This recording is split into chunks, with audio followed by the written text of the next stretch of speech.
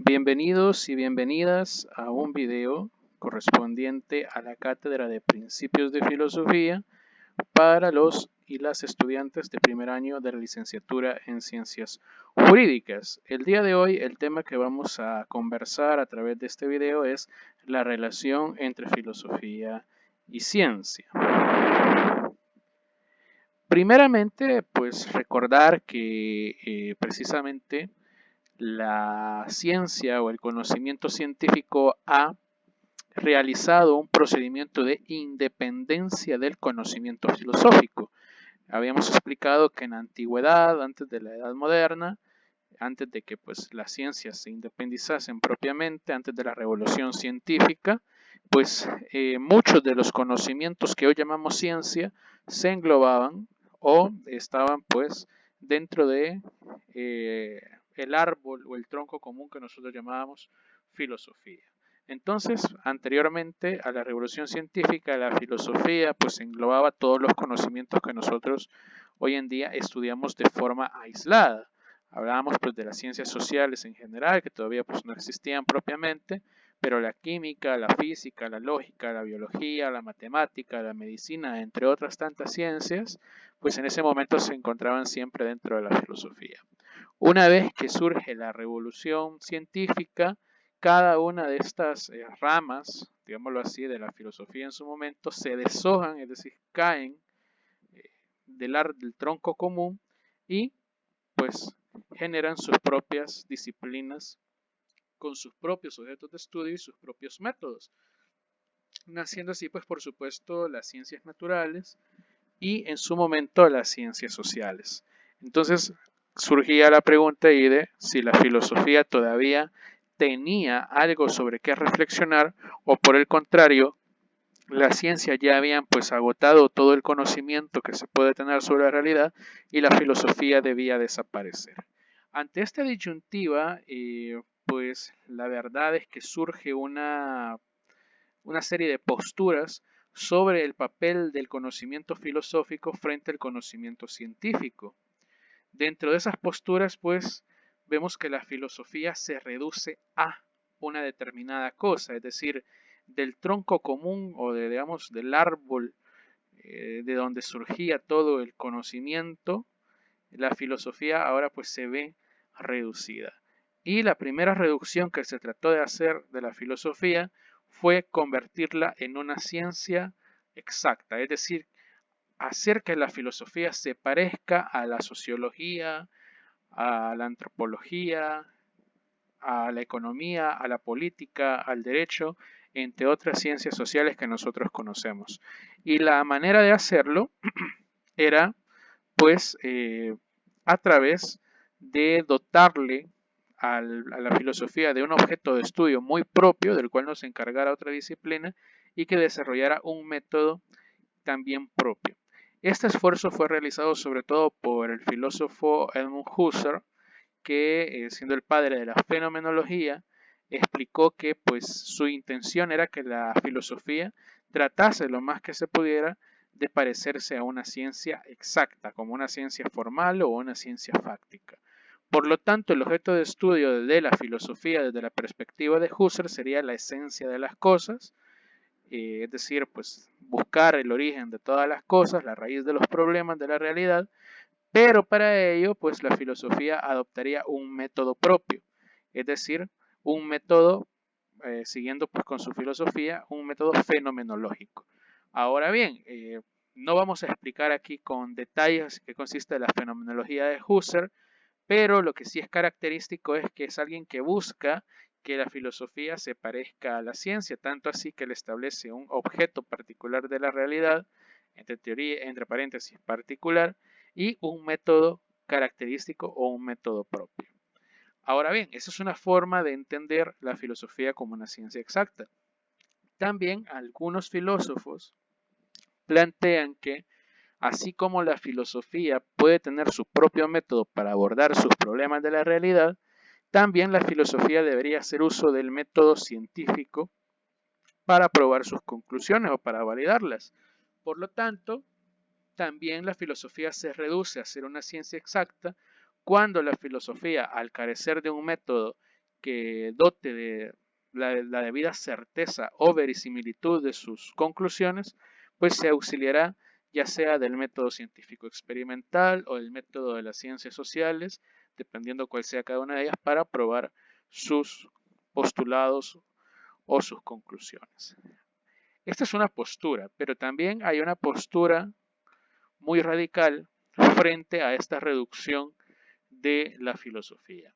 Si la filosofía no se puede convertir en una ciencia exacta, entonces lo que hay que hacer para los filósofos positivistas y neopositivistas o filósofos analíticos como Ludwig Wittgenstein, lo que la filosofía debe hacer es ponerse al servicio del conocimiento científico. ¿Por qué? Bueno, a Wittgenstein, por ejemplo, le va a caracterizar, bueno, y todo el positivismo en general, le va a caracterizar que como movimiento filosófico, ellos no admiten conocimiento más allá de las ciencias.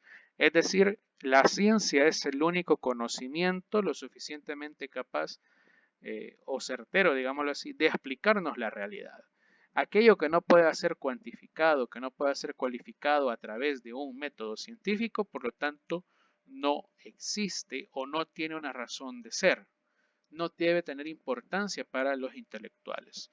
Por lo tanto, digamos que Wittgenstein le dice a los filósofos que el mejor método que la filosofía puede adaptar es guardar silencio, callarse y no hablar de lo que no sabe, puesto que lo único que se sabe con certeza se encuentra dentro del conocimiento científico.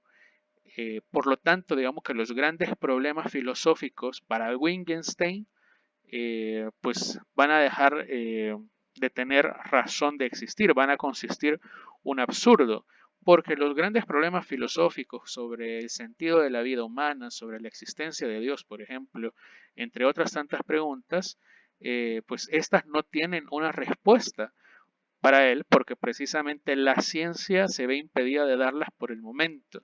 Y todo lo que la ciencia no pueda resolver, por lo tanto, pues es un problema que no debemos de preocuparnos por él, porque pues no hay un método lógico o ideal para Wittgenstein de que ese problema pueda ser resuelto de manera satisfactoria. Por lo tanto, esos problemas filosóficos pues serán un sinsentido para este autor, para este filósofo, y habrá que dejar de preocuparse por ello. Entonces, ¿cómo la filosofía se pondrá al servicio de las ciencias? Bueno, Wittgenstein establece que la filosofía se encargará de clasificar o analizar el lenguaje usado por los científicos, que es en realidad donde dice Wittgenstein que nacen los problemas filosóficos que no pueden desarrollarse o no pueden superarse. En realidad los grandes problemas filosóficos se deben a las confusiones que nosotros como seres humanos empleamos del lenguaje que pues en algún momento confundimos, sobre todo en el lenguaje ordinario y el lenguaje científico. Entonces la filosofía será la gran aclaradora o la gran pues sintetizadora del conocimiento científico y de su lenguaje técnico. Sin embargo, a pesar de esta postura de Wittgenstein, que por lo general pues no estamos muy de acuerdo con él, pero también es una postura completamente válida, surge una nueva propuesta de considerar a la filosofía como algo muy diferente al conocimiento científico. La filosofía vendrá a ser un conocimiento diferente. Algunos la apellidan sabiduría, otros conocimiento superior, etcétera, etcétera. Sin embargo, la filosofía, a diferencia de la ciencia, se encargará de los problemas insolubles, es decir, los problemas sin resolver de la humanidad. Esos problemas sin resolver, pues, nacen precisamente del afán del ser humano de conocer la totalidad de las cosas que existen. Y ante esa totalidad, donde vamos a encontrar un mundo físico o un mundo, pues, ideal, pues surgen algunos problemas que, digámoslo así, desbordan el conocimiento científico. Dentro de esos problemas que desbordan el conocimiento científico encontraremos, por ejemplo, el problema sobre el principio de todas las cosas, que si bien es cierto, en física ya se tienen como que muchas teorías o muchas posturas con respecto a esto, el debate sobre el origen de la materia continúa abierto filosóficamente hablando, sobre todo porque la ciencia pues todavía no ha logrado con su método determinar de dónde o cómo es que nace el universo. o todo lo que existe, mejor dicho. Segundo problema insoluble, el sentido de la vida, cuál es el propósito del ser humano para venir, para nacer, para vivir, pues obviamente es algo que no podemos aplicar a un método científico para darle una respuesta. Y el momento en que lo hagamos, pues obtendremos una respuesta que será tan válida como otra respuesta obtenida por otro método científico. Entonces, el sentido de la vida, la ciencia no puede dar una respuesta absoluta ante este problema. Entonces le corresponderá a la filosofía reflexionar sobre este problema insoluble. Desborda el método científico. Asimismo, otro que desborda el método científico es la trascendencia, el sentido de que si la realidad en la que yo estoy viviendo pues parte o nace de una realidad más allá, o si yo mismo como ser humano, pues al finalizar mi vida, trascenderé a un plano diferente, etcétera, etcétera. Y pues ahí proviene un poco la idea de Dios, de la inmortalidad del alma, por ejemplo, entre otras tantas teorías. Y por lo tanto, como sabemos, pues científicamente no se ha logrado comprobar lo que se conoce como alma, no se ha logrado comprobar la existencia o inexistencia de Dios. Y por lo tanto, pues ahí donde la ciencia se ha quedado corta en explicar a la realidad, viene la filosofía a reflexionar sobre estos problemas que para la ciencia son incontestables, digámoslo así. Entonces, pues, la filosofía como un conocimiento novedoso, como un conocimiento radical o más allá del conocimiento científico, va a fijarse en todo esto. No perdamos de vista que la ciencia también sospecha, perdón, que la filosofía también sospecha de la ciencia. Y sobre todo, del uso que nosotros damos a esa ciencia y pues podrá criticar, valorar o categorizar pues nuestras acciones realizadas por medio del conocimiento científico. Tanto la sospecha como buscar responder estos problemas incontestables de la ciencia será la tarea de la filosofía como un conocimiento diferente, pero no divorciado, sino que complementario del conocimiento científico. Recordemos también que la filosofía es interdisciplinaria y no podemos hacer filosofía a espalda de lo que ya la ciencia nos dice, porque nuestras teorías o nuestros postulados serían fácilmente debatibles o fácilmente desmentidos por el conocimiento certero que tenemos de la realidad en el o en la ciencia, ¿verdad? Ahora bien, pues, ¿y entonces de qué va a tratar la filosofía? Para Immanuel Kant, que es un filósofo alemán, dice que la gran tarea de la filosofía, además de estos problemas insolubles o estos problemas incontestables científicamente, dice Kant que la filosofía se puede resumir su tarea en 4 preguntas importantes. ¿Qué puedo saber? ¿Qué debo hacer? ¿Qué puedo esperar? Y en la pregunta donde se condensan las anteriores, ¿qué es el ser humano? Y cada una de ellas pues va a ser respondida o contestada por una disciplina filosófica como es la metafísica, la ontología o la epistemología con respecto a la primera pregunta. ¿Qué debo hacer? Va a ser contestada por la moral y en específico, mejor dicho, por la ética como una reflexión filosófica sobre la moral. ¿Qué puedo esperar? Lo contestará pues la filosofía de la religión y la religión misma. ¿Y qué es el ser humano o qué es el hombre? Pues en este caso la antropología y la filosofía antropológica y la filosofía sobre el ser humano será pues la gran llamada a responder este problema. Porque no olvidemos que la filosofía estudia la realidad no como un conjunto de cosas externas al ser humano o ajenas a este, sino que precisamente a la filosofía le interesa la realidad porque es el ser humano quien se encuentra inmersa dentro de ella. Por eso es que Kant dice que al final toda preocupación filosófica vendrá siempre a significar una preocupación por el ser humano mismo.